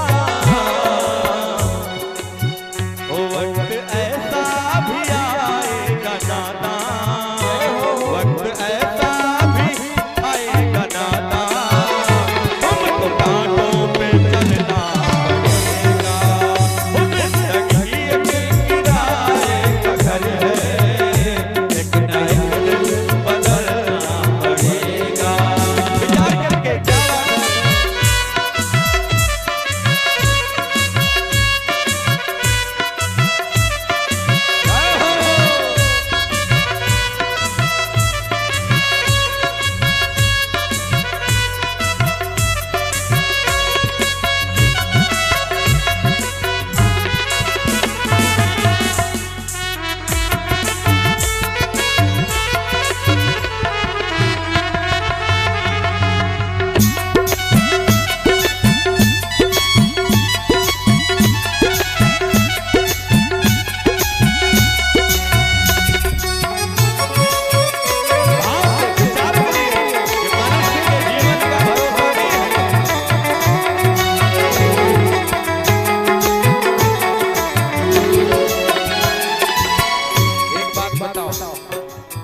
जब हम माँ के गर्भ में थे तो भगवान से क्या क्या वादे किए थे? प्रभु बस एक मौका दो, पर जैसे ही धराधाम पे आए सारा ज्ञान भूल गए। एक भी ज्ञान याद हो तो बताओ।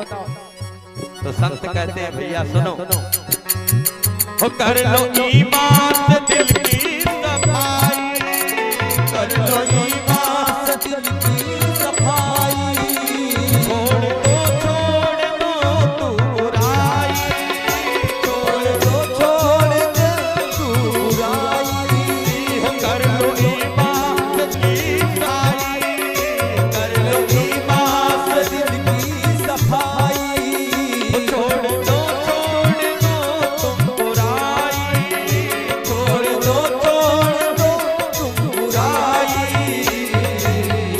वक्त बाकी है अब भी संभल जा, वक्त बाकी है अब भी संभल जा, वरना रो रो के मरना पड़ेगा, वरना रो रो के मरना पड़ेगा, जिंदगी एक किराए का घर है, एक ना एक दिन बदलना पड़ेगा, जिंदगी एक किराए का घर है, एक ना एक दिन बदलना पड़ेगा, एक ना एक दिन बदलना पड़ेगा, एक ना एक दिन बदलना पड़ेगा, एक ना एक दिन बदलना पड़ेगा।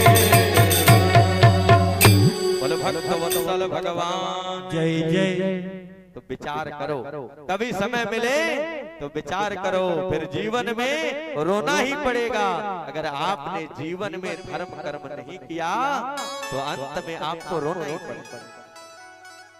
इसलिए भगवान से प्रेम, हम आप गाते जरूर हैं, मेरा आपकी कृपा से सब काम हो रहा, करते हो तुम कन्हैया मेरा नाम हो। तो ये गाने की वस्तु थोड़ी है, ये अनुभव वस्तु है। प्रभु आपकी कृपा से ही तो सब हो रहा है। महाराज ये जो कथा हम आप सुन रहे, लोग योजना बनाते बनाते चले जाते हैं, पर भगवान की कथा हो नहीं पाती। पर हमारा आपका कितना सुंदर सौभाग्य है कि मेरे प्रभु ने अवसर दिया है, और अवसर मिलने के बाद अगर हमने इसका लाभ नहीं लिया तो जीवन बेकार है। सब कुछ करिए पर शरीर में अभिमान मत करिए, सब प्रभु कर। हनुमान जी की यही विशेषता है, सब कुछ है शरीर में पर अभिमान नहीं है। अतुलित बल धामम, बल भी अतुलित है जिसका कोई तोल नहीं। बुद्धिमताम वरिष्ठम, बुद्धि में भी अग्रण्य है पर शरीर में अभिमान नहीं। इसलिए भगवान उन पे प्रसन्न रहते हैं। उदाहरण से देखो, जब मेरे हनुमंत लाल समुद्र लांग करके लंका में गए, लंका जला करके रामादल में आए, तो सब बंदरों ने जय जयकार किया, बोला हनुमंत लाल की जय हो। तो हनुमंत लाल को लगाई तो मेरी खूब प्रशंसा, पर जैसे मेरे राघवेंद्र सरकार सुने तो वो भी प्रशंसा करने लगे। हनुमंत लाल ने सुना कि मेरे प्रभु प्रशंसा कर रहे, तो दौड़ करके आए, बोले प्रभु ये बंदर तो अज्ञानी है, पर कम से कम आप तो इस दास का मान ना बढ़ाइए। प्रभु ने कहा बेटा मैं झूठ बोल रहा, समुद्र लांग करके नहीं गए। हनुमंत लाल ने कहा प्रभु मेरी क्या औकात है, मैं समुद्र लांग करके जाऊंगा। जाते समय मुझे एक नाव मिल गई, जितने बंदर थे सब आपस में एक दूसरे को देखने लगे, ये हनुमंत बाबा झूठ भी बोलता है क्या? कौन सी नाव थी वहां? वहां तो कोई नाव ही नहीं थी। मेरे राघवेंद्र सरकार ने पूछा हनुमंत कौन सी नाव थी, बताओ ना। हनुमंत लाल बोल पड़े प्रभु कि प्रभु मुद्रिका मेले मुख माही, प्रभु मुद्रिका मेले मुख माही, प्रभु मुद्रिका मेले मुख माही, प्रभु मुद्रिका मेले मुख माही, जल्दी लागी गए अचरज लागे, जल्दी लागी गए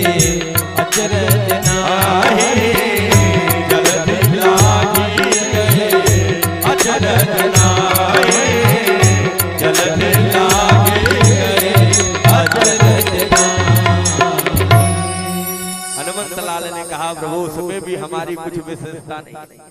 जाते समय आपने ही तो नाव दिया था, बस उसी नाव में बैठ करके मैं पार हो गया। राम जी ने सोचा ही तो चेला हमसे भी एक हाथ आगे निकल गया, क्या करें?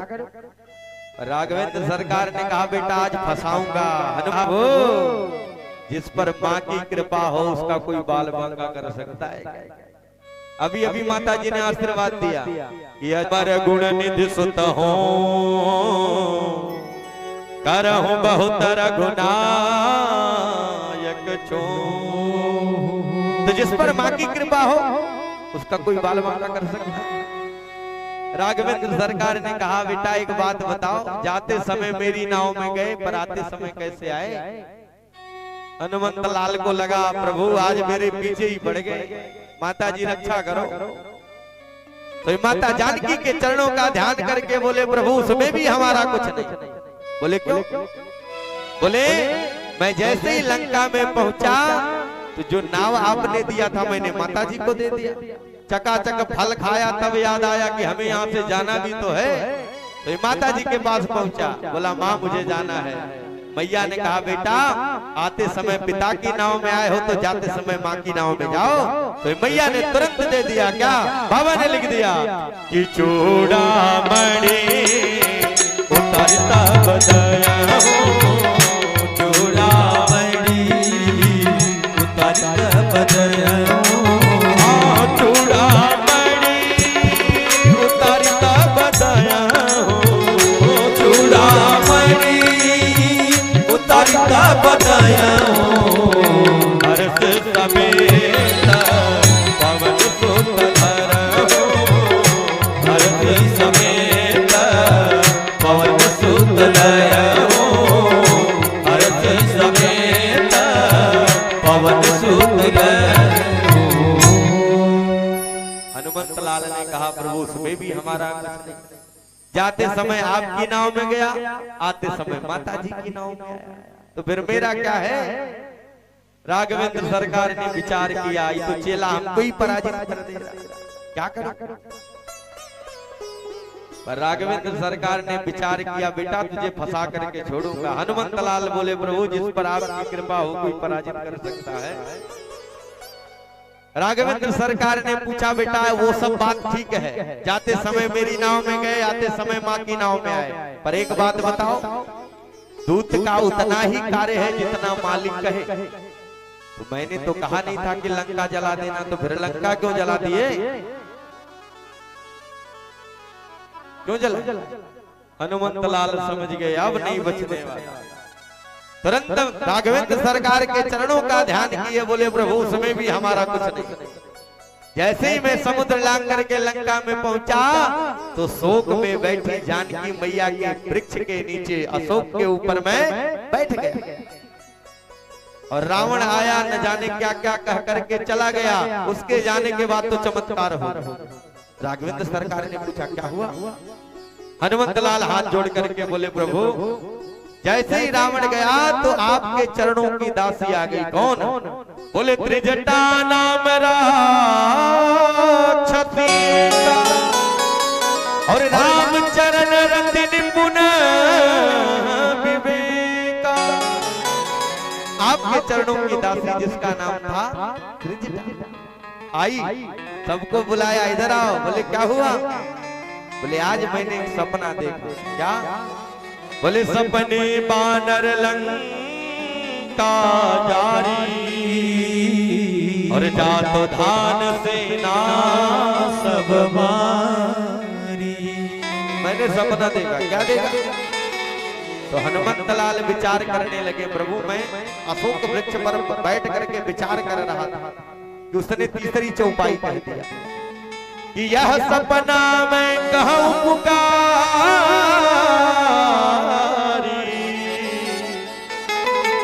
होई है सत्य गए दिल विचारी। तो मैं समझ गया कि बिना प्रभु के आदेश का संसार का एक भी पत्ता हिलने वाला नहीं है। तो भगवान ये बात कहना भूल गए थे और इस दासी की जिहवा पर बैठ करके कह रहे हैं हनुमंत लाल ये भी कार्य तुम्हें करके आना है। तो रहा न नगर बसन घृत तेला बांध पूछ की नहीं ठेला। महाराज बंदर की पूछ में कोई आग लगाएगा तो क्या खड़ा खड़ा जलेगा? रावण ने मेरी पूछ में आग लगाया तो मैंने वाकई पूछ में आग लगा दी। तो हनुमंत लाल की यही विशेषता, सब कुछ है पर शरीर में अभिमान नहीं है। जो कुछ है सब मेरे राघवेंद्र सरकार का दिया हुआ है। इसलिए हनुमंत लाल को चलता फिरता मकान समझा जाता है, क्योंकि हनुमान चालीसा में अंतिम दोहा आया है ना कि पवन तन संकट हरण मंगल मूर्ति रूप राम लखन सीता सहित हृदय बसो सुररूप। तो बजरंगबली के प्रांगण में ये कथा चल रही है ना। आज बजरंगबली ने अवसर दिया है अपनी कथा कहवाने का, तो जरा हनुमंत लाल को भी याद कर लिया जाए, जिनके गोद में हम बैठ करके कह रहे हैं। आइए जरा 2 पल भगवान हनुमंत लाल को याद किया जाए, उसके बाद आगे की कथा में प्रवेश किया जाए। एक बार दोनों हाथ उठा के बोलो श्री राधे, और मेरे साथ कहो प्रभु बजरंगी हमारी सुधि लेना, अरे भुलाए नहीं लेना विनय तुमसे बार बार है। हमारी सुधि लेना भुलाए नहीं लेना बार बार है। हमारी सुधि लेना भुलाए नहीं लेना विनय तुमसे बार बार है। हमारी सुधि लेना भुलाए नहीं लेना विनय तुमसे बार बार है।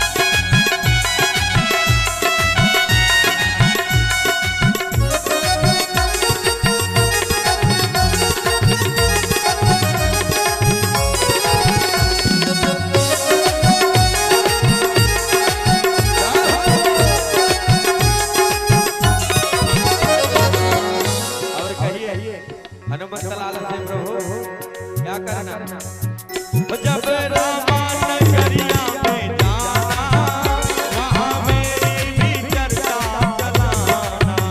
जब रामा नगरिया में जाना वहाँ मेरी भी चर्चा चलाना। क्या करना, फूल पाती चढ़ाए तुम देना, फूल पाती चढ़ाए तुम देना भुलाए नहीं देना विनय तुमसे बार बार हो। हमारी सुधि लेना भुलाए नहीं देना विनय तुमसे बार बार हो।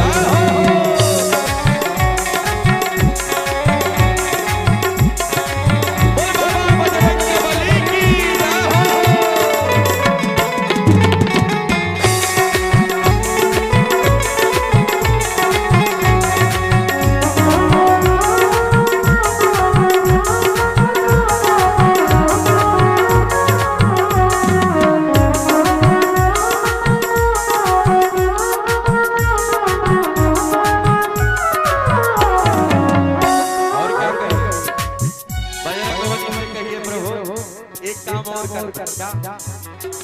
जब कभी अवसर मिले बाबा विश्वनाथ के दरबार में जाने का तो वहां भी एक काम कर देना।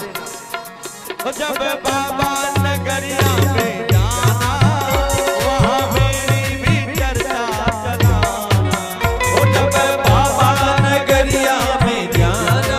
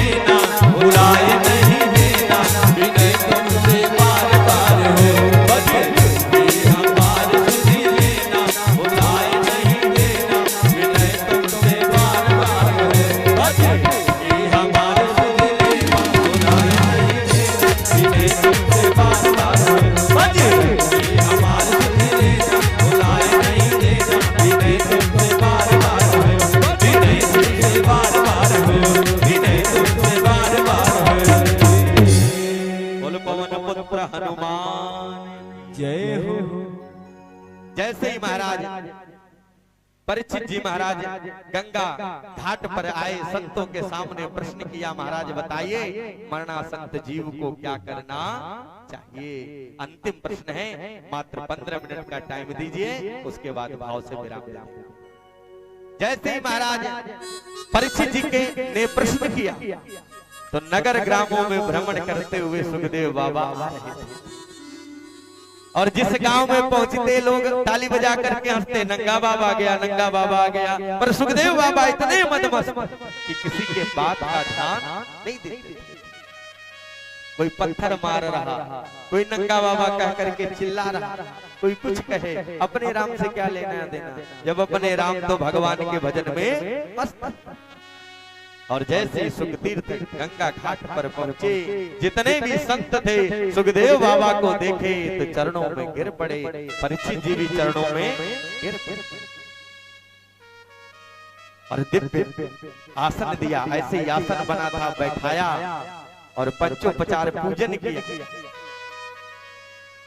और पूजन करने के बाद प्रश्न वही किया जो पहले किया था, महाराज बताइए कि मानव मात्र के जीवन का क्या लक्ष्य है, मरणासक्त जीव को क्या करना चाहिए। तो सुखदेव बाबा ने किसी का ध्यान नहीं किया, जैसा जैसा प्रश्न परीक्षित जी किए हैं वही उत्तर सुखदेव बाबा दिए। सुखदेव बाबा कहते हैं, राजन मैं बड़ा प्रसन्न हूं। क्यों? क्योंकि प्रश्न तुमने अपने लिए नहीं पूछा, क्योंकि मरना सबको है, इसलिए सब परीक्षित की भांति सुनिए कि मरणासक्त जीव को क्या करना चाहिए।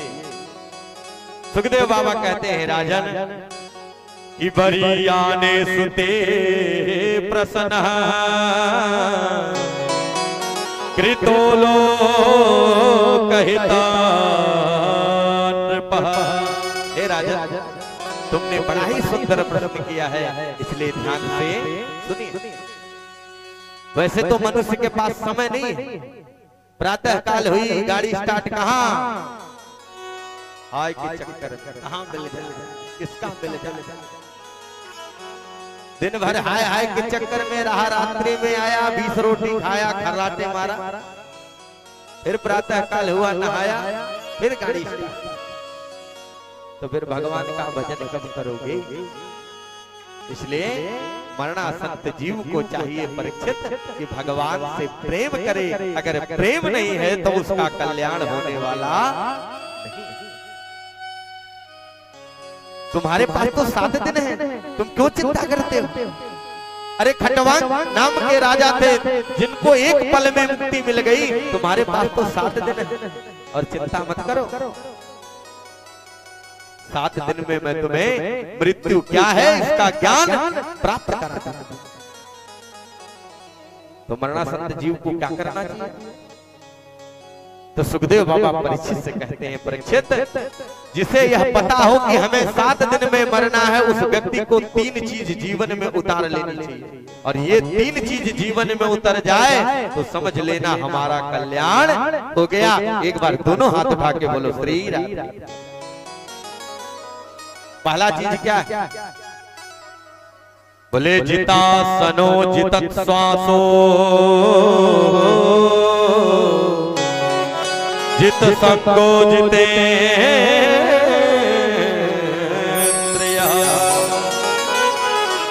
पहला चीज क्या है, जिता सनो, पहले आसन को जीतो।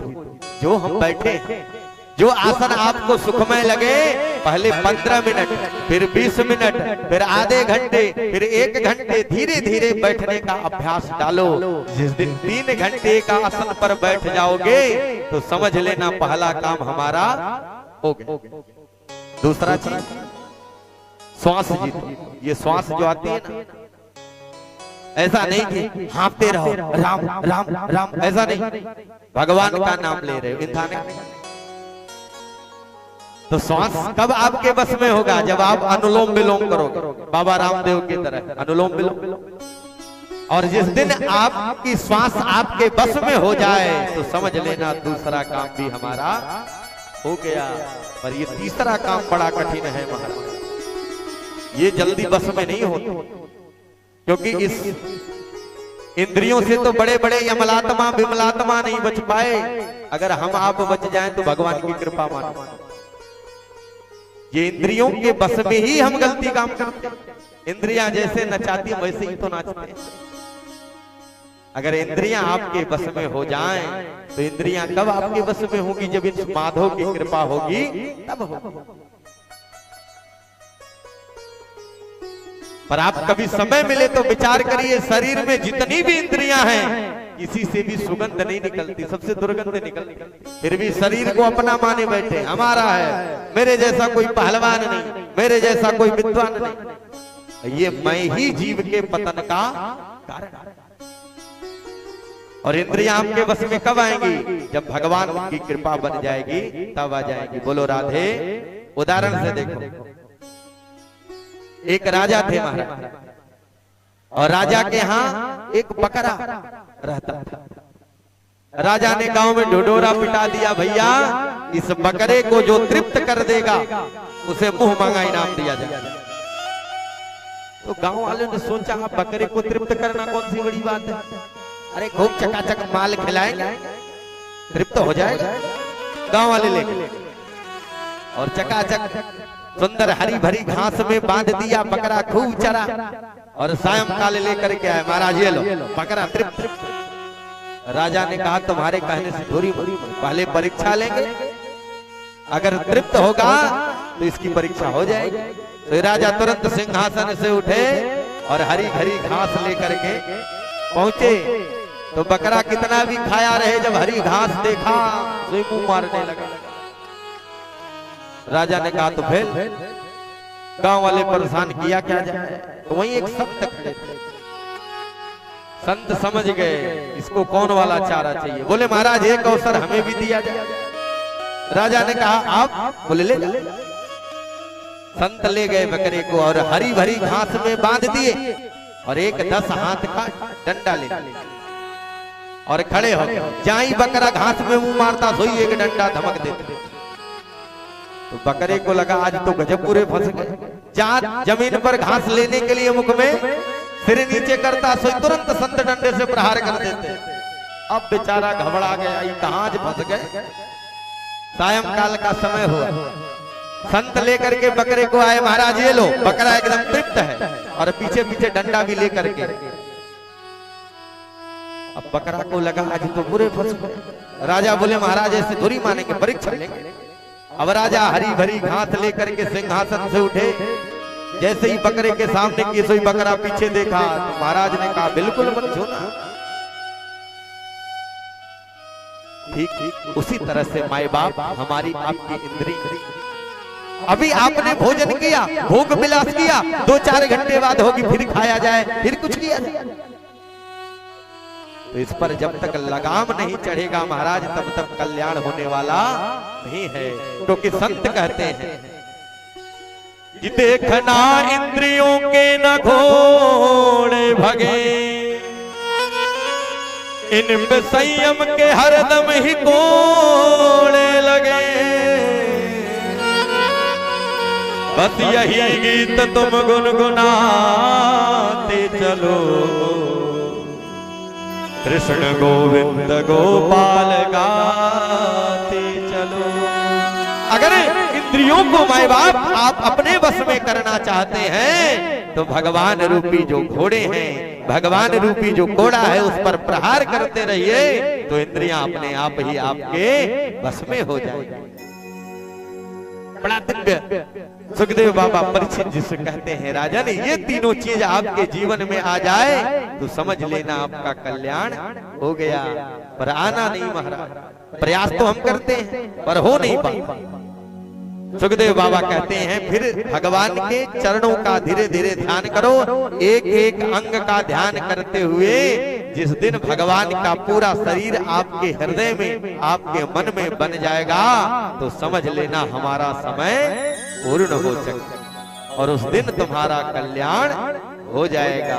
इस तरह से सुखदेव बाबा ने परीक्षित जी महाराज को बड़ा दिव्य प्रश्न का उत्तर दिया। यही प्रश्न अगर हमारे आपके जीवन में उतर जाए कि मरना हम सबको है, कोई अमर होकर के नहीं आया, पर मरना कोई चाहता नहीं, तो फिर कहां से काम बनेगा।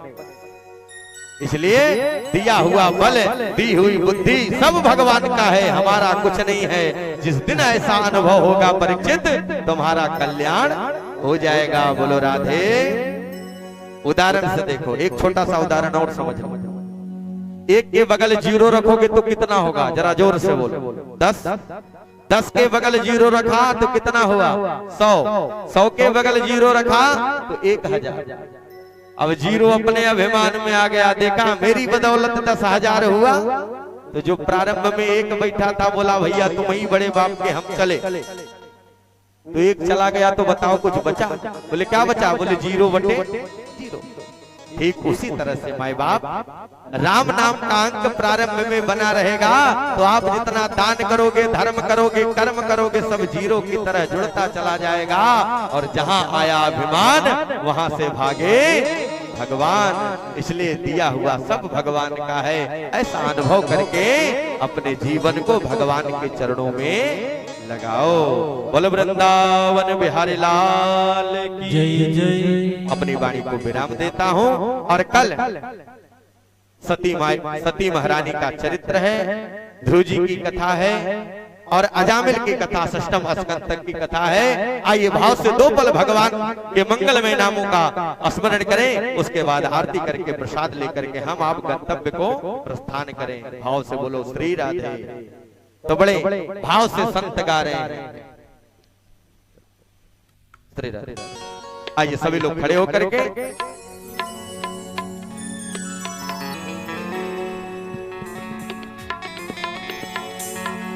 कि गुरु के चरनिया में नेहज लगई बा,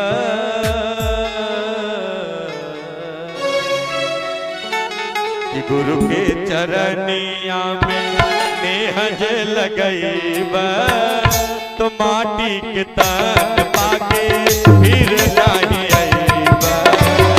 गुरु के चरनिया में नेहज लगई बा, माटी के तन पाके फिर नहीं आईबा।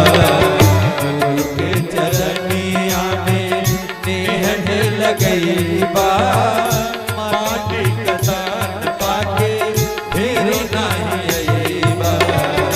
गुरु के चरनिया में बाप जाओ।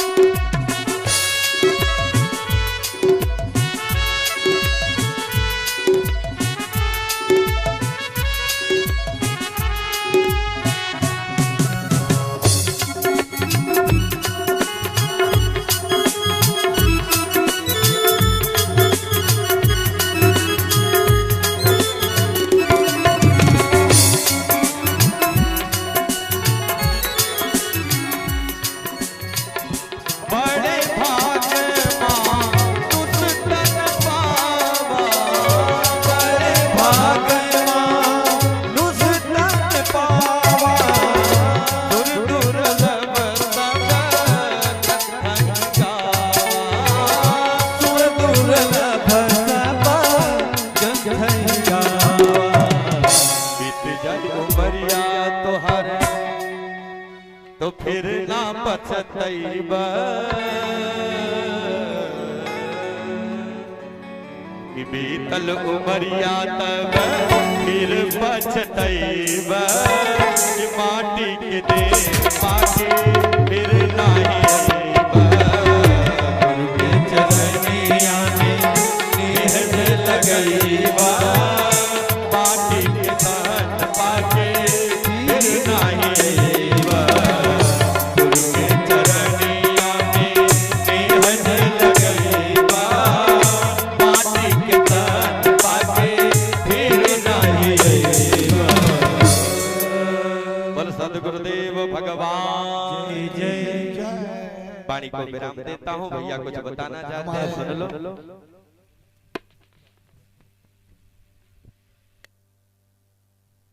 हेलो हेलो, गुरुदेव जी से क्षमा चाहता हूँ। हमारे परिवार के यहाँ रहने वाले